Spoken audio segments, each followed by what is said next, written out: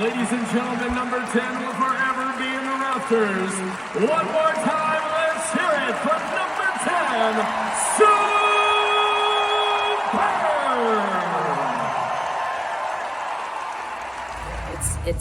It's really such an honor. I mean, you look at all the names above me, you look at all the plaques, the Player of the Years, All-Americans, obviously the other banners with the championships, like so much history.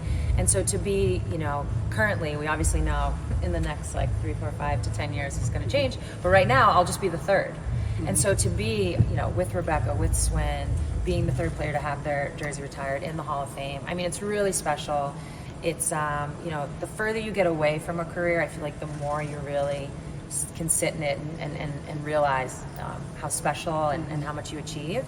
And at the very same time, knowing that I was part of a generation that paved the way for younger players. I think my class, the 4 years that I played here, and then you move to Diana's class, obviously the success they brought. There is an awareness of the program had definitely put itself on the map with the '95 championship, but was still trying to build, right? We weren't a dynasty yet. We weren't, fielding questions. I can only imagine players today, the questions they have to field, with dynasty talk and legacy talk. Nobody was asking us that stuff.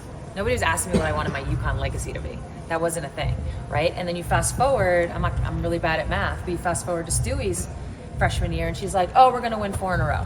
And that became the new bar.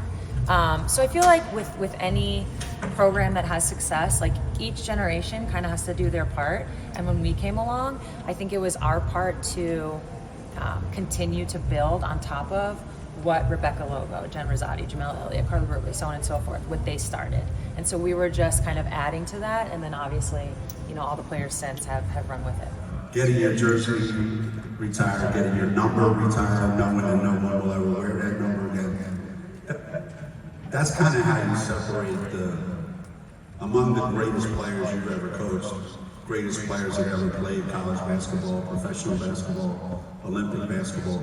The way you separate that is when the rest of the world recognizes it and they say, you're a Hall of Famer.